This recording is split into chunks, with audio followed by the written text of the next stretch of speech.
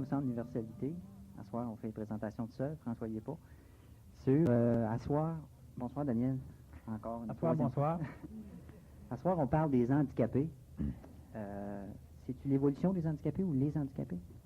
L'évolution. L'évolution. Ce qui nous intéresse surtout ici, d'ailleurs, c'est l'évolution. C'est l'évolution. jamais l'illusion qui peut paraître ou qui peut être transmise par une personne qui évolue. C'est toujours l'évolution. OK. Si on regarde que dans le fond, en tout cas pour la plupart des gens, je veux dire déjà être au monde, c'est déjà un combat pour la vie.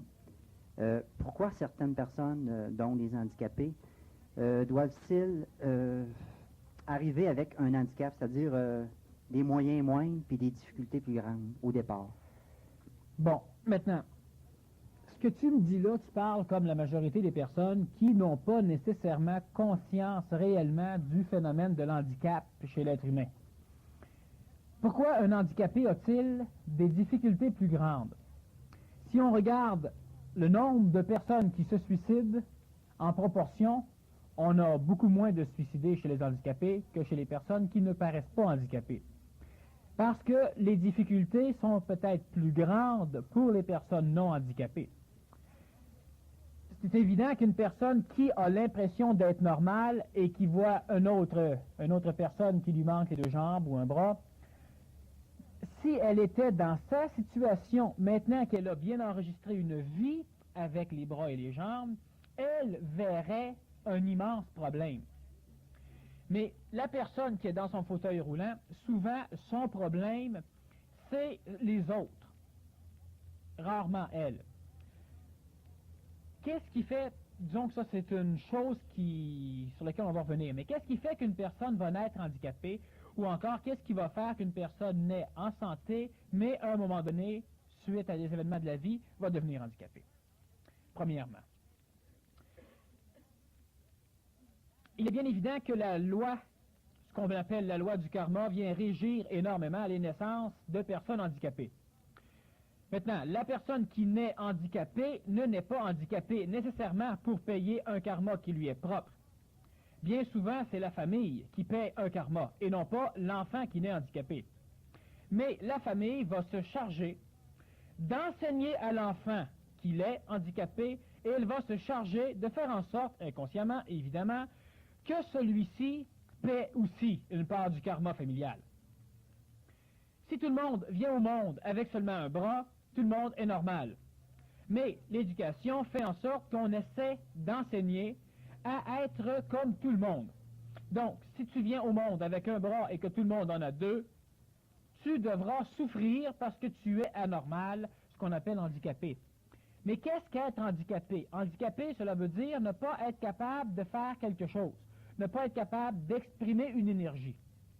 Ne pas être capable d'exprimer une énergie créatrice, une énergie émotive, une énergie physique, une énergie mentale, ne pas être capable d'exprimer une énergie. C'est ça être handicapé. Je veux construire, mais je n'ai pas de bras. Donc, je ne peux exprimer l'énergie intentionnelle, celle de la créativité. Je veux sourire, mais les neurones de mon cerveau font que j'ai un paquet de spasmes, donc je ne peux pas sourire. Alors donc, j'ai un handicap dans l'expression de ma psychologie. Être handicapé, c'est ne pas pouvoir atteindre son but. Et le but est motivé par une expression, par une énergie qui veut s'exprimer. Je suis handicapé lorsque je veux atteindre un 3e étage et qu'il n'y a pas ni échelle, ni ascenseur, ni escalier, et que je ne suis pas suffisamment puissant pour pouvoir escalader la maison, je suis donc handicapé. Une personne qui ne connaît pas le travail sur un ordinateur se voit handicapée si elle a travaillé avec un ordinateur. Elle ne peut pas s'exprimer. Et le gros handicap des personnes handicapées, c'est simplement qu'eux autres ont comme première base d'éducation celui de vouloir, d'essayer d'être normal. Être normal, cela veut dire être comme la majorité. Mais la majorité, la normalité, tout le peuple d'une société qui est normale, c'est le peuple qui suit, ce sont les poissons.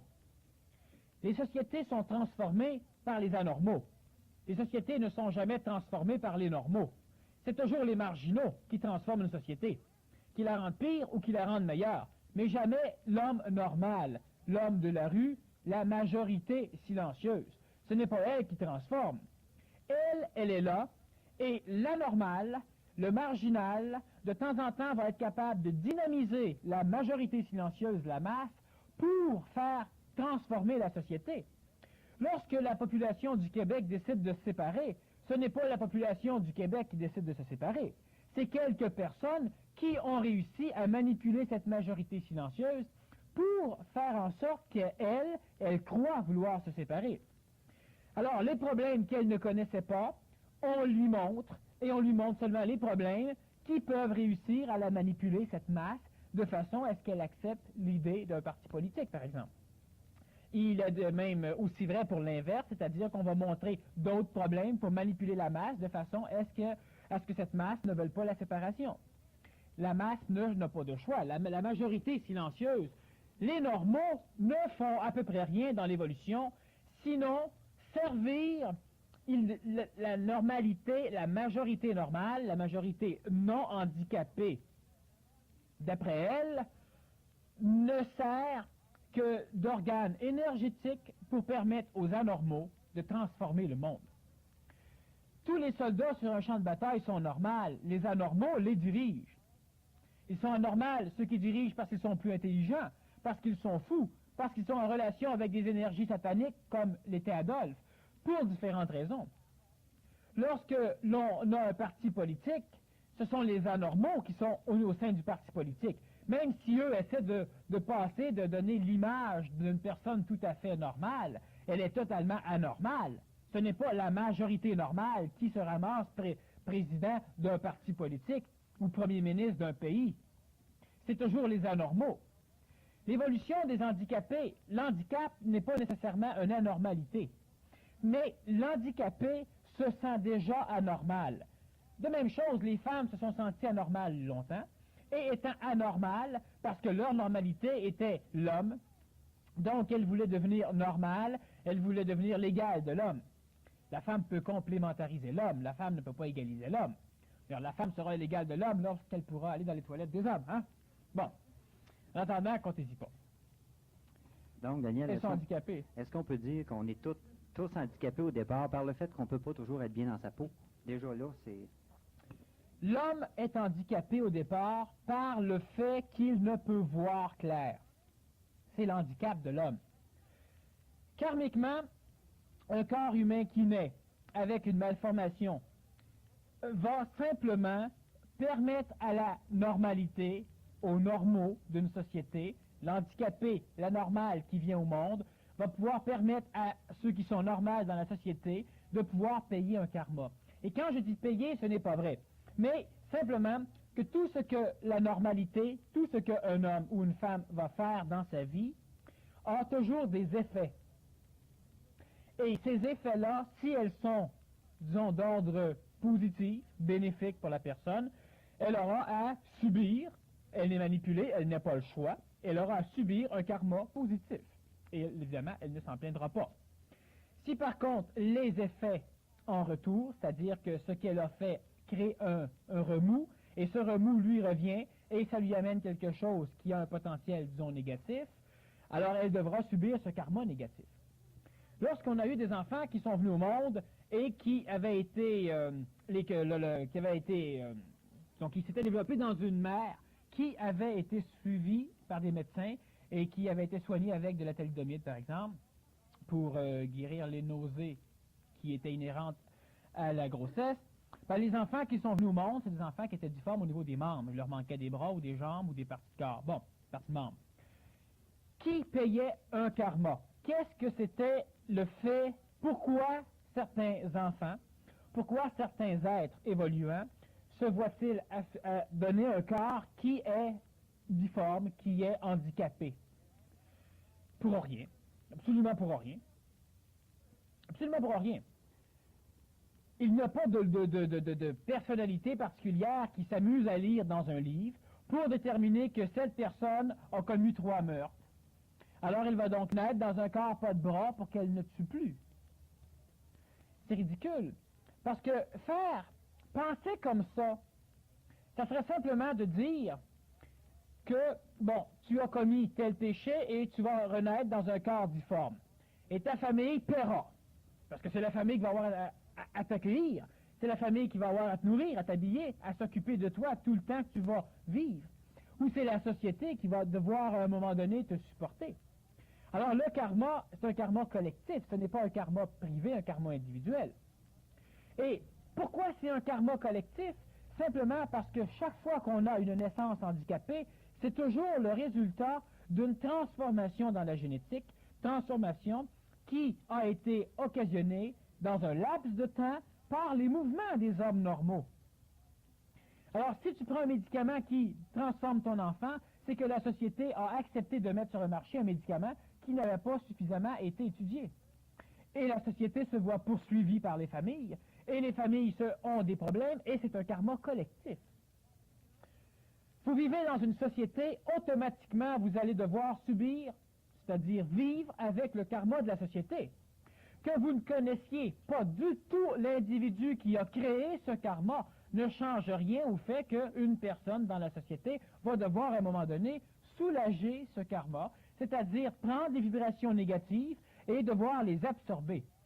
Donc, elle n'existe plus dans l'éther astral karmique, elle a été absorbée par un être humain. L'être humain va subir le karma ou va transformer ce karma en leçon. Quel que soit un événement, il laisse des traces dans l'astral. Et dans l'astral, ces traces se promènent au gré des vents astraux et des vents matériels, les courants d'air. Et lorsque ta vibration psychologique, physique va faire en sorte que tu vas attirer tel genre d'énergie, tu vas attirer une énergie karmique qui a été occasionnée par un individu ou par une masse d'individus à un moment donné. Alors, ce qui fait que si dans ta famille ou si toi tu viens au monde handicapé, ce n'est pas parce que toi, dans une vie antérieure, tu as commis certaines choses, tu as occasionné des remous dans l'éther éthérique de la forme astrale.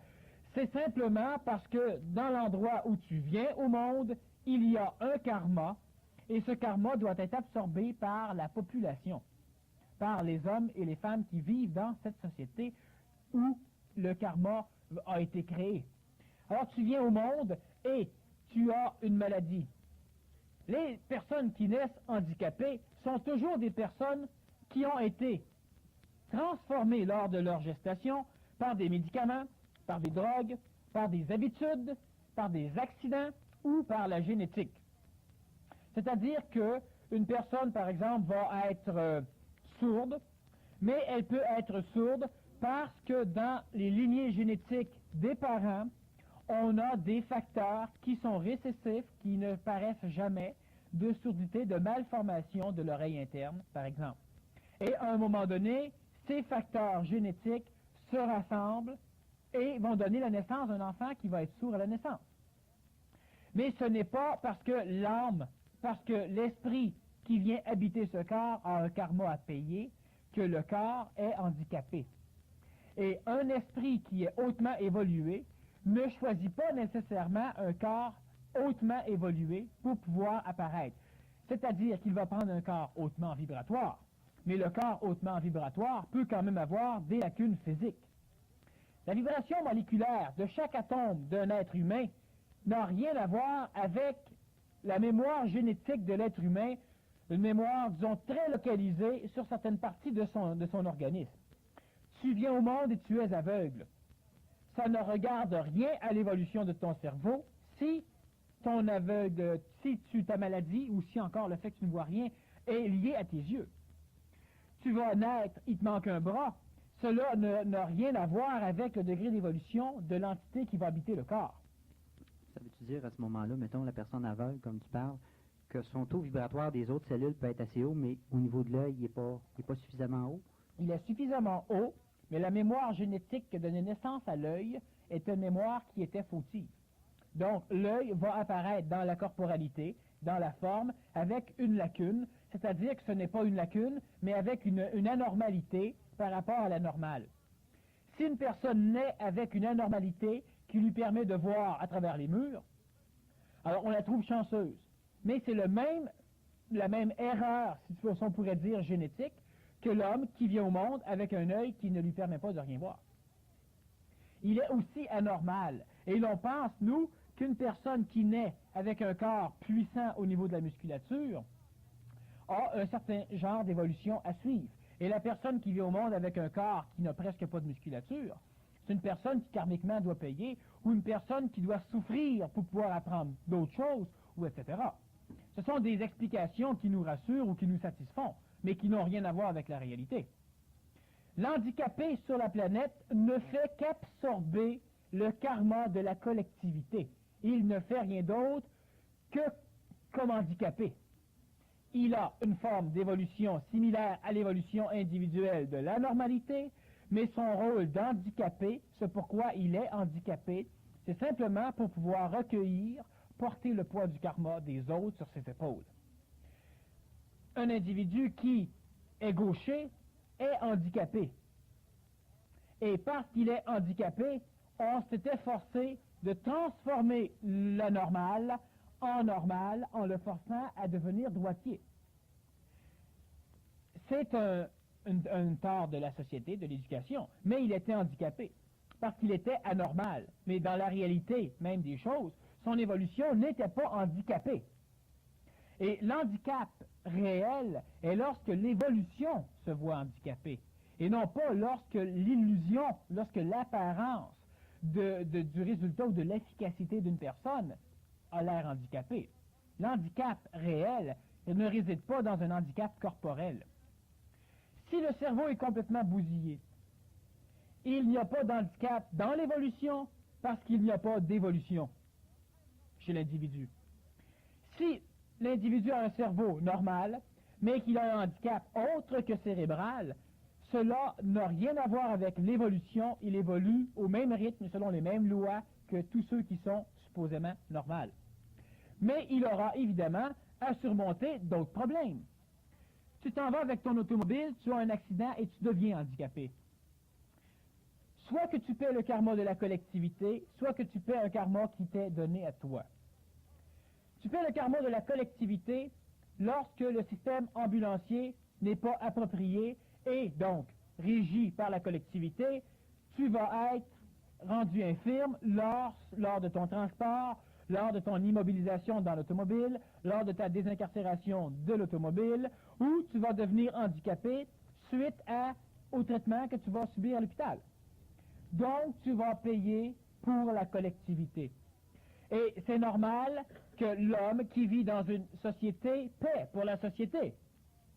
Vous payez tout le monde des impôts, du moins la majorité. Certains essaient évidemment de ne pas en payer. À un moment donné, ils payent pour d'autres. Pourquoi vous payez ces impôts? Vous donnez une dîme, vous donnez un impôt pour permettre à la Sûreté du Québec de s'occuper de la campagne à Rouyn-Noranda. Et ça ne vous regarde pas du tout. Mais on vit dans une société qui s'appelle, disons, le Québec, et plus grande qui s'appelle le Canada. Et même si ça ne nous regarde pas, on doit payer pour fournir tout l'ensemble de la collectivité. Et ainsi, si j'ai besoin de la police que les autres paient vient chez moi. Si il y a un glissement de terrain dans ma localité, dans ma région, dans mon petit village, et que les forces armées canadiennes viennent me protéger contre les pillards, j'ai toujours payé pour les forces armées canadiennes. La collectivité du Canada paie pour ce service, et là, les personnes en ont besoin. Mais lorsque tu en as besoin, le karma positif vient à toi et tu es protégé. Mais ça, tout le monde est d'accord. Mais personne n'est d'accord lorsque c'est l'inverse. Lorsque tu te fais ramasser par le karma négatif de la société.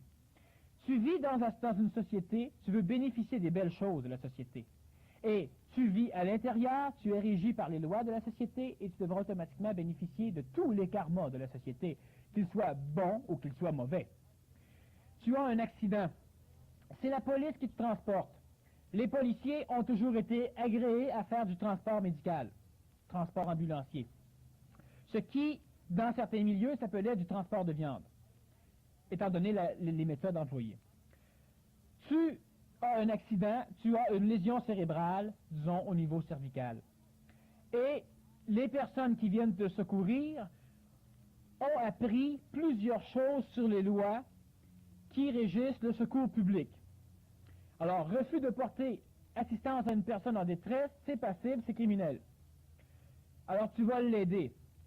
Et si tu commets la moindre faute, ben, dans tout le brouhaha, personne ne le sait. Mais légalement, c'est illégal aussi de commettre une faute, mais c'est illégal de ne pas essayer. On a une loi canadienne qui dit que de faire quelque chose qui ressemble à un acte médical, une loi québécoise, pardon, une loi provinciale, c'est illégal. Et on a une autre loi qui, elle, est fédérale, qui dit qu'une personne qui ne fait pas tout ce qu'elle peut pour porter assistance à une personne en détresse est illégale. Alors donc, dans le même territoire, si tu aides, t'es illégal, si tu n'aides pas, t'es illégal. Si tu es blessé et qu'il t'arrive quelque chose suite aux lois qui régissent notre société, tu seras un autre individu qui aura à payer le karma de la société. Pour ne pas payer le karma de la société, aucun problème. Vous vous sauvez sur une île déserte, et puis vous payez le karma de l'île déserte. Vous n'aurez plus de bombes nucléaires sur la tête, vous ne vous ferez pas violer le soir, vous ne vous ferez pas enlever, vos enfants, là, il ne leur arrivera rien, mais vous n'aurez pas non plus le service que la société amène sur votre île déserte.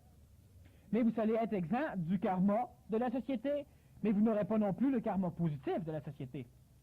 Et l'homme qui évolue est un homme psychologique qui ne veut que le bien pour lui et le mal qu'on essaie de le parachuter au Bangladesh ou ailleurs. Mais c'est d'ailleurs ce qui arrive. On a des populations entières sur la planète. Quand on parle des handicapés, on parle évidemment de nos propres handicapés, parce que les handicapés des autres, on s'en balance. Mais on a des populations entières qui sont handicapées. Une population handicapée, une race d'handicapés. Elle doit absorber le karma de la planète pour permettre à une autre race d'anormaux, mais non handicapés, une race comme le Québec entre autres, de pouvoir évoluer vers quelque chose de mieux. Et notre karma négatif est donc absorbé par d'autres populations. Dans la société, c'est la même chose. Si on a une personne, si on a des enfants qui se font enlever ou qui se font massacrer, c'est le karma de la société que ces enfants-là vont avoir à payer, et c'est le karma de la société que les familles vont avoir à payer, et c'est le karma de la société que les individus qui vont commettre ces actes vont avoir à payer, parce qu'ils sont manipulés, eux autres aussi. Et parce qu'il se passe quelque chose dans le genre, on a donc une évolution sociétaire où à un moment donné, on va essayer de régler ce problème, on va essayer de faire en sorte que nos enfants ne se fassent plus enlever. Mais on va transposer le problème, le karma sociétaire est énorme, et on devra continuer.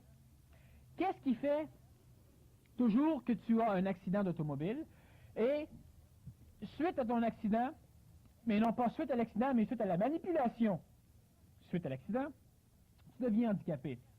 Alors je me présente sur les lieux, je veux te sortir de l'auto parce que, bon, pour un paquet de raisons, et je mobilise ta colonne, je sectionne ta moelle épinière. Évidemment, on ne pourra jamais prouver que la section n'a pas été faite lors de l'impact. Donc, il n'y a rien dans la société qui va pouvoir dire que si on améliorait les services médicaux d'urgence, il y aurait amélioration du sort des personnes qui subissent un accident. On ne peut pas penser ça parce qu'on ne peut jamais savoir si c'est arrivé lors de l'accident ou lors de la manipulation. Alors pendant longtemps, la société va permettre une chose et le public ne dit rien parce que le public considère qu'un service en vaut un autre. Parce que le public ne connaît pas et le public, il est normal. Certains anormaux vont essayer de voir plus loin. Certains anormaux qui sont dans le domaine médical vont essayer de vous pousser plus loin. Et à un moment donné, on va instaurer de nouveaux services et c'est la société qui devra débourser, la société qui devra payer. Si on regarde dans la région métropolitaine, on a le service d'urgence santé qui est financé par la population du Québec. Mais seuls ceux de Montréal ont accès au service d'urgence santé, même si toute la population paie pour ce service.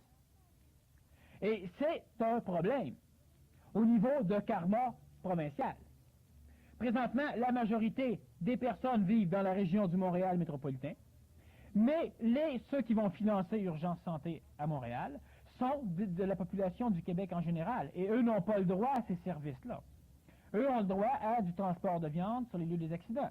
Eux autres ont le droit d'avoir un accident dans le parc de la Vérandrie, et quand l'ambulance arrive sur les lieux 3 heures après l'accident, ils découvrent une personne agonisant qui est recouverte de mouches noires et de maringouins, parce que ça bouffe du sang. Alors, si tu remarques que le karma de cette personne, ben, elle absorbe le karma de la société. Parce qu'avant qu'une personne pense qu'elle est suffisamment anormale pour pouvoir aller aider l'accidenté, ben, ça peut prendre plusieurs voitures. Et avant qu'une personne se considère suffisamment anormale pour donner l'alerte, ça peut prendre encore plusieurs voitures. Et avant que, parce que le processus marche de cette façon, qu'un autopatrouille de la sûreté arrive sur les lieux pour constater qu'il faut une ambulance et que l'ambulance parte à l'autre bout du parc pour venir aider et qu'après on doit le transporter à l'autre bout du parc à un hôpital, bien évidemment, il y a un problème sociétaire. Il y a un problème géographique, mais il y a aussi un problème sociétaire. Et lorsque tu as un handicap suite à un événement qui n'est pas régi par ta propre volonté, on va revenir sur cette volonté, c'est toujours parce que tu es assujetti au karma de la collectivité que tu dois accepter parce que tu vis à l'intérieur. Si le Canada entre en guerre et qu'on mobilise la population pour aller se battre, ben, tu as vécu au Canada, tu as accepté les lois du Canada, tu acceptes plusieurs lois tant qu'elles ne viennent pas te toucher. Mais à un moment donné, si le Canada entre en guerre, tu devras faire partie des effectifs qui rentreront en guerre. Soit que tu vas te battre contre les ennemis du pays, soit que tu vas te battre contre l'armée canadienne pour ne pas aller te battre, soit que tu vas te battre contre la propre survie parce que tu vas te cacher dans les poubelles ou dans la forêt. Mais une chose qui est sûre, c'est que tu devras réagir au karma du Canada. Tu vis au Canada, tu n'as pas le choix. Si les États-Unis entrent en guerre, tu es au Canada, et si le Canada ne veut pas, disons, s'embarquer comme allié, tu as la paix, mais l'Américain n'a plus le choix. Le Vietnam, c'est une chose, et les Américains qui sont morts au Vietnam et les familles qui ont perdu du monde ont payé le karma de la collectivité. Les États-Unis paient le karma, une partie du karma de la planète, entre autres. Donc, l'handicap. Si toi, tu as un accident et lors de ton accident, tu te blesses et tu te rends handicapé, tu deviens donc handicapé. Il peut y avoir plusieurs formes d'handicap si c'est un accident. Si c'est un karma qui t'est donné à toi suite à ce que tu mérites, disons. Ce n'est pas mérité en réalité. Le karma n'est jamais quelque chose que tu mérites, c'est simplement parce qu'il y a quelque chose que tu n'as pas fait comme il faut, selon des lois qui régissent le domaine dans lequel tu vis, et automatiquement tu as les conséquences. Est-ce que tu étais en état d'ébriété? Est-ce que tu avais un auto en bonne condition? Est-ce que tu as suivi des cours? Est-ce que tu t'efforces de bien conduire? Je ne veux pas dire, est-ce que tu sais que tu es bon conducteur? Est-ce que tu t'efforces d'éviter les accidents? Pas de prouver aux autres qui chauffent mal, d'éviter les accidents. Il y a énormément de phénomènes qui peuvent être placés en cause lors d'un accident. Et si toi, tu n'as rien à voir avec l'accident réellement, tu te promènes à côté du métropolitain et à un moment donné, il y a un camion qui perd un pneu en haut, puis le pneu tombe sur ton char et il t'handicape à vie, comme ça s'est vu là 1 an ou 2 ici. Là, effectivement, tu paies le karma de la société.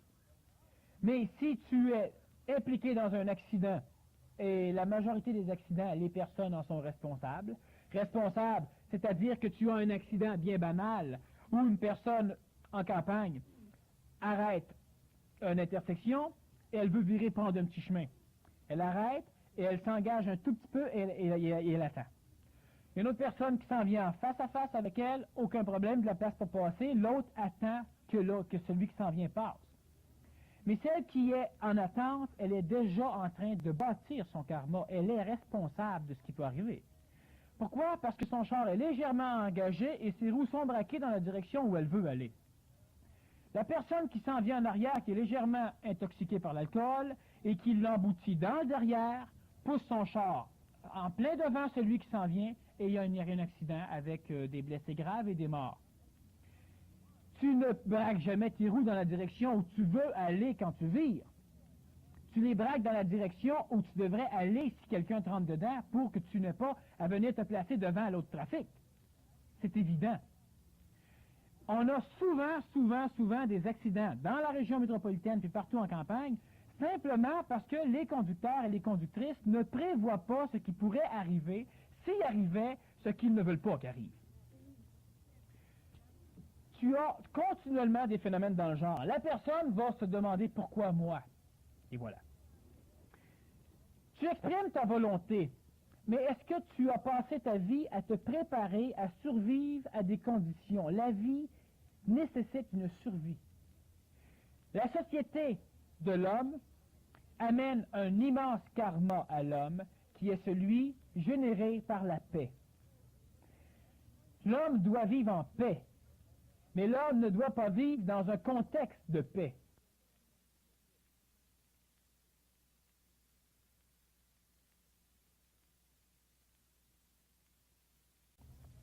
L'homme ne peut vivre dans un contexte de paix. Parce que si l'homme vit dans un contexte de paix, l'homme ne peut jamais arriver à bâtir la paix à l'intérieur de lui. Parce qu'il va mettre ses énergies à la construire à l'extérieur de lui. Un handicapé, est-ce qu'un handicapé vit dans un contexte de paix? L'handicapé ne vit jamais dans un contexte de paix. Jamais. Il est toujours dans un contexte où il doit survivre psychologiquement et physiquement, continuellement. Et son évolution est d'autant plus accélérée pour lui-même, même si ce n'est pas le rôle de l'handicapé d'évoluer plus rapidement, son rôle étant bel et bien d'absorber le karma de la collectivité pour permettre à ceux qui sont normaux et surtout à ceux qui sont anormaux mais non handicapés de pouvoir poursuivre leur évolution en étant débarrassés des égrégores karmiques de la société. Mais la personne qui est handicapée, la personne qui est sourde, doit survivre dans un monde qui est entendant. La personne qui est en chaise roulante doit survivre à travers le trafic, elle doit survivre à travers les magasins, à travers les portes tournantes, à travers les escaliers, à travers les ascenseurs, à travers tout ce qu'il y a. Continuellement, la personne handicapée doit vivre dans une espèce d'état de survie. Mais l'homme qui vit dans un contexte de paix croit que l'état de survie est un état de stress. L'homme qui vit dans un contexte de paix est toujours stressé. Mais l'homme qui vit en état de survie est rarement stressé. Il n'a pas le temps d'être stressé. Et l'homme qui vit dans un contexte de survie apprend à développer ses capacités au maximum pour arriver à être assujetti au contexte extérieur de paix. Et là, il y a un autre handicap. Quand vous regardez un oiseau, est-ce qu'un oiseau, c'est seulement un paquet de plumes colorées? L'homme qui a des yeux ne peut voir l'oiseau. Il est handicapé. On va penser que l'aveugle qui entend l'oiseau va s'imaginer l'oiseau. Et évidemment, l'imagination qu'il aura de l'oiseau ne ressemblera à rien avec l'oiseau. Mais est-ce qu'il est si différent de celui qui voit l'oiseau dans ce qu'il croit être l'oiseau? On regarde un arbre et on pense que l'arbre est un paquet d'écorce et un paquet de bois et de feuilles. L'handicapé visuel devra toucher l'arbre. Et il se rapprochera beaucoup plus de la connaissance authentique de l'arbre que celui qui a le handicap de voir clair. Est-ce que, Daniel, tu parles d'animaux, en tout cas, ma première perception, ce serait que les animaux, on dirait qu'il y a moins d'handicapés au niveau des animaux, ou est-ce qu'il y a déjà une présélection qui se fait à la naissance parce qu'ils sont en survie? Non. Il y a un karma. Les animaux qui vont subir des handicaps à leur naissance sont des animaux qui vont vivre surtout en troupeau. Les animaux qui vont vivre ensemble, en société organisée, et qui auront certaines formes de karma très mineures au niveau de l'égrégore de race, de groupe, au niveau de l'esprit de groupe qui maintient le troupeau ensemble. Les esprits de groupe, il y en a chez les animaux, mais il y en a aussi chez les êtres humains. Et l'esprit de groupe d'une société est celui qui régit la distribution du karma de la société. Et c'est normal que tu aies plus d'handicapés chez l'être humain, parce que l'être humain a une société qui permet l'handicap. Elle a une société qui oblige l'handicap et qui permet l'handicap. On n'essaie jamais d'éliminer l'handicap. On essaie, même si on pense que la médecine essaie de le faire, la médecine n'essaie pas de le faire. C'est-à-dire que certains médecins vont essayer d'éliminer, mais sans comprendre la réelle étendue du problème, donc on ne prend jamais le problème par son fondement. Donc le handicap chez l'homme, on le nourrit, on n'essaie pas de l'éliminer. Premièrement, l'homme est capable de permettre à un être difforme de vivre, ce qui fait que déjà là, on a plus d'handicap chez l'homme. Et c'est normal que l'homme ait une science et un contexte psychologique qui accrédite le fait qu'on fasse vivre un enfant qui normalement n'est pas viable, parce que inconsciemment, il permet à cet enfant d'accepter le karma de la société. Donc l'homme se soulage. C'est aussi la même raison qui va permettre à la société de refuser l'euthanasie dans des cas absolument évidents. et je ne veux pas reparler de l'euthanasie, disons, ce soir, mais il y a plusieurs personnes qui sont handicapées cérébralement ou qui sont handicapées de d'autres façons, et la société va permettre leur survie, et donc, automatiquement, on agrandit le nombre d'handicapés. Maintenant, les handicapés ont de plus en plus tendance à vouloir, à ne plus rechercher la normalité, mais ils ont tendance à vouloir créer leur propre normalité, ce qui est normal.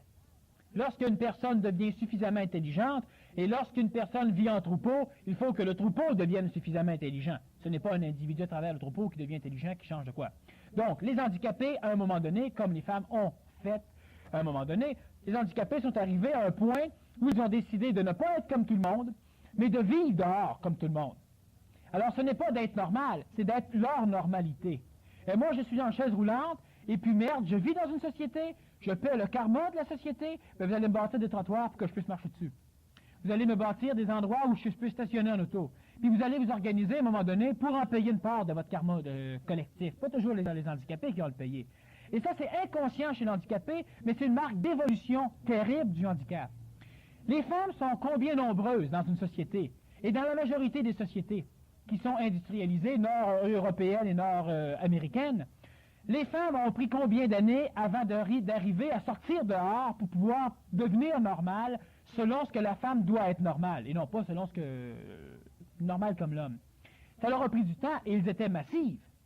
La femme, elle vit dans un contexte de paix. Paix assurée par le mari qui travaille, ou paix assurée aussi par la collectivité. On a la police, on a les pompiers, on a ci, on a ça, on a ça. Ce qui fait qu'achète pas d'assurance contre le feu, tu es assuré par les pompiers. Bon. Dans un contexte de paix où tu réfléchis plus. Mais les handicapés ont pris beaucoup moins d'années, et ils étaient beaucoup moins nombreux pour arriver à décider de transformer la société. Les handicapés vivent dans un monde de guerre. C'est pas un monde de guerre destructif, mais c'est un état de survie. État de survie qui devrait être cultivé chez l'homme.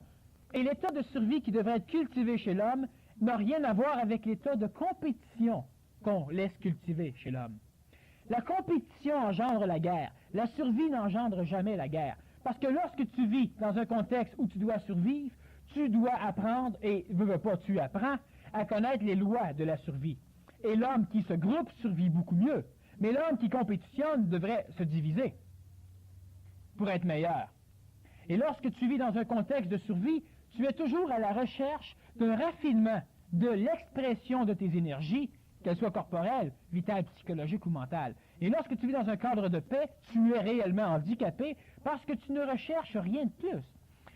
Qu'est-ce qu'on recherche dans un cadre de paix? Premièrement, assurer la paix, et deuxièmement, avoir un meilleur bien-être. Avoir un meilleur bien-être. Mais si on observe simplement le contexte dans lequel on vit, même les pauvres, même les assistés sociaux, ben un meilleur bien-être, ils en ont déjà un bien-être qui est suffisamment important pour les empêcher d'évoluer.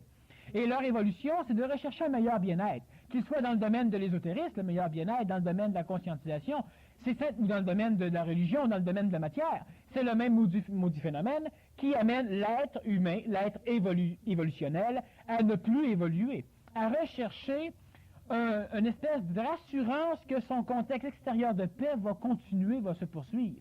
Mais comme l'homme est toujours impatient, parce que l'homme est handicapé et l'homme ne voit rien, ben l'homme trouve que sa paix devient plate. Alors, ou il essaie d'avoir une paix plus paix, ou il rentre en guerre, pour faire un contraste. La question de survie n'amène jamais la guerre. Mais l'homme pacifique, l'homme qui vit en paix, ne recherche plus la survie. Il veut vivre. Mais il ne vit même plus, car tu vis lorsque tu goûtes la vie. Tu ne vis pas lorsque tu ne vois pas la vie passer. Hein? Combien de personnes peuvent se rappeler de moments dans leur vie où réellement ils ont vécu intensément? Il n'y a pas beaucoup de fois. Il y a une fois lors d'un accident, ça t'est resté en mémoire, mais tu survivais. Il y a un moment donné où tu as découvert un nouveau pays parce que tu étais en voyage, tu survivais, parce que tu étais attentif à tout. Il y a différents événements où, à un moment donné, tu étais un autre, tu étais un surhomme ou une surfemme, et tu étais anormal. Tu étais attentif à tout. Tu étais dans un état de survie. Et ces moments-là, tu t'en souviens. Tout le reste, réellement, n'a pas été vécu intensément. Il a été passé comme existence. Même si l'homme dit « j'existe », souvent ceux qui existent et ceux qui se plaignent d'exister vivent souvent plus que ceux qui croient vivre. L'handicapé de naissance est une personne qui a comme travail, comme fonction, et ça ne regarde pas ça ne regarde pas son accord, ça ne regarde pas l'expression de ses volontés, c'est simplement l'expression de la volonté de la société. Et il est là, il a un handicap à la naissance pour absorber les effets en retour de la société. Il a un handicap parce que sa mère se droguait, donc c'est la société qui a permis différentes choses au cours de différents temps, donc il devra assumer le karma de la collectivité, ainsi que les parents, ainsi que la société lorsque les parents ne veulent pas. Si tu deviens handicapé suite à des maladies, cela peut être suite à un manque de formation de ta part. Les personnes âgées, souvent, qui sont en pleine forme, vont laver leur plafond, vont laver leur mur, vont descendre un bibelot, ils vont glisser, ils vont se fracturer la hanche. Et suite à cette fracture de hanche, elles vont passer le reste de leur jour couchées. Si elles auraient préparé leur corps physique lorsqu'elles étaient jeunes, rendues à l'âge où elles ont vécu l'événement, elles n'auraient pas eu à subir ce karma. Karma qui leur est remis. Karma individuel. Chaque fois qu'une personne a un accident et qu'il est laissé à lui-même lors de cet accident, c'est-à-dire que si tu reçois une balle perdue, ça peut être autre chose, mais si c'est un accident de chasse que toi-même tu te descends un pied, comme j'ai déjà vu à un moment donné une personne qui s'est payé un très bon karma, elle se couchait et chaque soir, elle voyait une main se promener dans sa chambre, en haut de son lit. À un moment donné, elle avait lu effectivement plusieurs choses sur les sciences occultes et elle avait extrêmement peur. Et il est venu un temps où elle se réveillait toujours lorsque la main se promenait en haut de son lit. Mais elle ne s'est jamais rendue compte qu'elle se réveillait toujours pour voir la main. Et si elle aurait dormi, elle n'aurait pas vu la main. Lentement, elle se bâtissait son karma. Et elle était tellement manipulée par elle-même, évidemment, elle avait peur, elle avait lu, elle savait que ça se pouvait, elle ne voulait pas en voir, même si elle voulait en voir, ce qui est la normalité. À un moment donné, elle s'est couchée avec un 12 pour pouvoir descendre la main. Et cette nuit, une nuit par après, elle s'est réveillée, elle a vu la main qui se promenait encore au pied de son lit. Elle a pris son 12, elle a tiré la main. Depuis ce temps-là, elle se promène avec un pied en moins. Et c'est une histoire qui est véridique. Bon. Alors, la personne, elle a bâti un karma, elle a payé son karma. Et ça paraît exceptionnel, mais il y en a énormément d'exemples de personnes qui ont bâti eux-mêmes leur propre karma. Et elles ne s'en rendent pas compte. Et c'est le gros problème. Tu es handicapé, première question que tu te poses, pourquoi moi? Pourquoi pas toi? Parce que qui que ce soit qui devient handicapé alors qu'il est né en santé, va se demander pourquoi moi. Et la collectivité va répondre, pourquoi pas toi? Inconsciemment, on va dire, ah mais je le sais pas, c'est vrai que c'est injuste. Ça aurait été bien plus juste que le gars qui est en prison pour meurtre, lui devienne handicapé. Mais on ne connaît rien à rien. Le gars qui est en prison pour meurtre paye déjà son karma. Hein? Il a déjà un karma à payer, et surtout qu'il a été manipulé par la société. Il a eu la possibilité de commettre un meurtre, il a été éduqué dans ses possibilités, et il a commis quelque chose. Il a simplement exaucé le vœu secret de la société. J'ai déjà dit qu'un gouvernement avait comme première fonction de conserver l'état collectif qui nécessite ce gouvernement-là. Il en est de même pour n'importe quelle fonction publique. Il en est de même pour la police, qui a comme première fonction de nécessiter la police. Il en est de même pour les forces armées, qui ont comme fonction de nécessiter les forces armées. Alors tu ne régleras jamais un problème avec un organisme qui a comme fonction de rester là. Si on n'a plus besoin de police, on élimine la police. Donc la police a comme aussi un rôle qui est occulte par rapport à la société, de s'arranger pour rester là.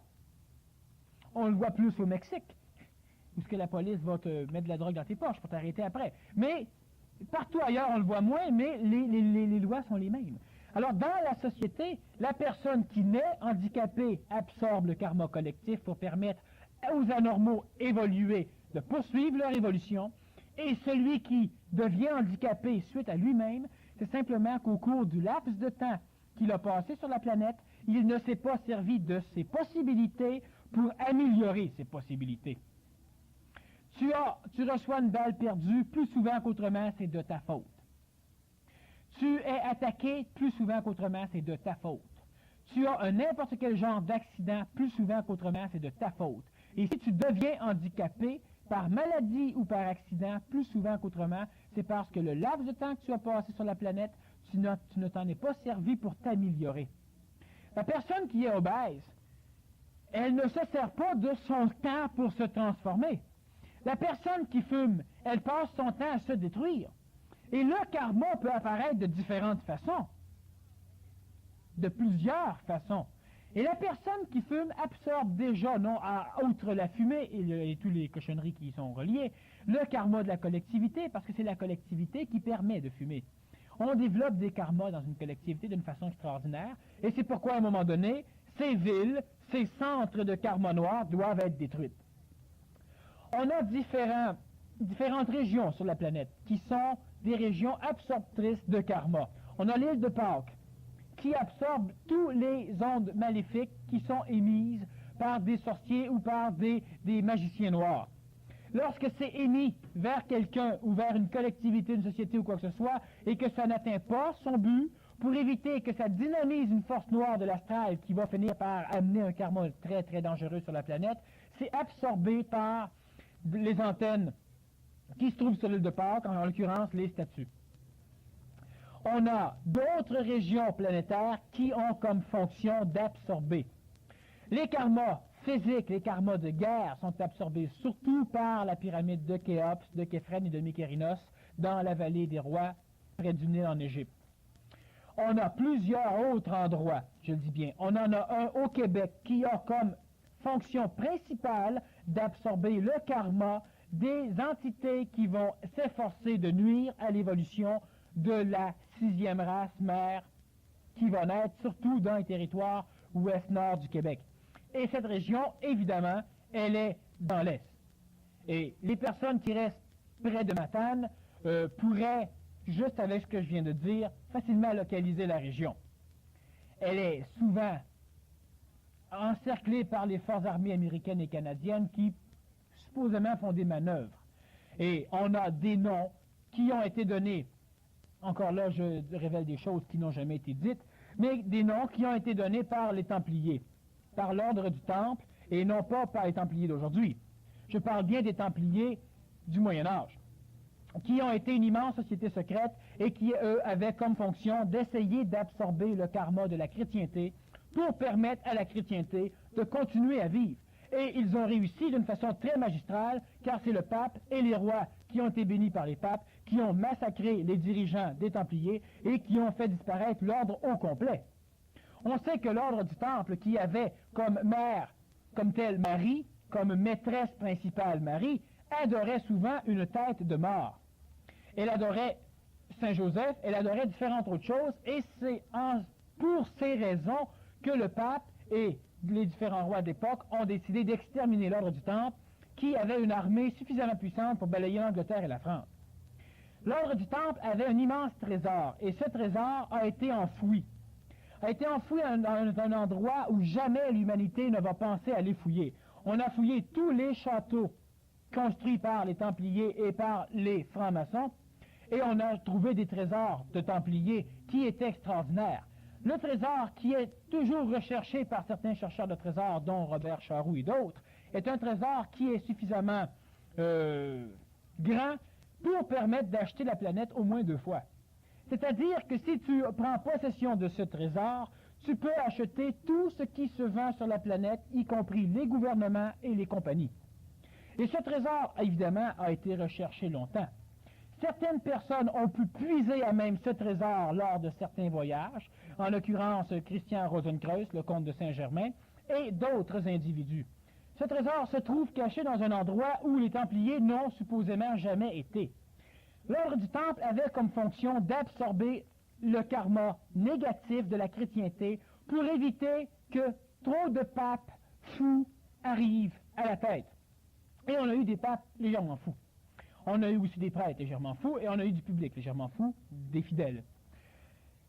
Ce trésor, cet endroit qui est dans un lac qui porte le nom du lac du diable, lac de Marie, on a la rivière aux enfers qui mène là, Si on regarde dans la tradition du Québec, on a des noms algonquins, on a des noms iroquois, des noms qui ont été donnés par les 6 nations iroquoises, qui vont traduire les mêmes choses. Alors, on a un nom algonquin qui, traduit en français, parle aussi du lac des Misères Noires. On a un nom iroquois qui parle de la montagne des Maléfices. Et toutes ces régions-là portent des noms typiquement templiers. Et dans cette région-là, qui est plus localisée sous le mont Chic-Choc en Gaspésie, et Chic-Choc est un nom indien qui veut, par traduction, parler aussi de maléfices, on a souvent des soucoupes volantes qui sont aperçues au-dessus de ces régions, et certaines régions de ce parc sont interdites au vol des avions parce que ça coûte trop cher aux compagnies aériennes. Les avions qui s'écrasent coûtent très cher. Et les forces armées sont souvent en manœuvre dans ces régions-là. Cette région des montagnes Chic-Choc, qui sont très grosses, et je ne localiserai pas trop, c'est suffisant pour ceux qui voudraient fouiller un peu, sont une région qui est, si on regarde par rapport à la géographie québécoise, très handicapée de par sa naissance. Et elle est handicapée pour absorber. Et c'est dans une des régions du Québec que le trésor, disons des Templiers, le trésor qui pourrait permettre d'acheter la planète au moins 2 fois, et je n'exagère pas, se trouve. Maintenant, ce trésor est évidemment protégé par, et les Templiers ne sont pas fous, ce trésor permettrait à une entité hautement évoluée de pouvoir accomplir dans la matière ce qu'il a à accomplir dans la matière. On ne prend pas de l'argent pour être riche. On a besoin d'argent lorsqu'on a des projets. Et ces projets doivent être menés par l'intelligence. Et ce trésor est protégé par tout ce qui est anti-évolutif au Québec. Donc, tous les phénomènes énergétiques qui essaient d'empêcher la conscientisation dans le Québec se rassemblent en masse dans ces régions où il sera absorbé par les énergies templières placées dans cette région. Et dans cette région se trouve aussi ce trésor qui ne pourra être découvert à un moment donné que par un homme ou une femme, par une entité suffisamment vibratoire pour pouvoir dominer les forces maléfiques qui nuisent au Québec. Donc, le handicap géographique est une chose. Un handicap géographique va être l'apanage de volcans, l'apanage de tremblements de terre et l'apanage aussi de différents phénomènes qui vont permettre l'absorption d'énergie karmique. L'handicapé physique, l'handicapé humain, ne souffre pas plus qu'un autre. Il ne souffre plus qu'un autre que s'il est éduqué à souffrir plus qu'un autre. Dans une famille aristocratique, si un enfant n'a rien comme vibration d'aristocratie, si on l'éduque à devenir aristocrate, et s'il ne peut pas le devenir, et qu'on le culpabilise continuellement parce qu'il n'est pas comme les aristocrates, il est donc handicapé dans la société aristocratique, et il souffrira.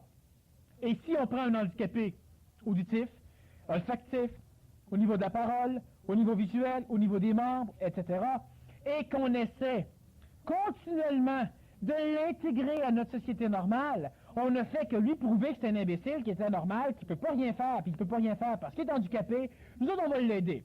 Quand ça va nous tenter, parce qu'on n'est pas patient.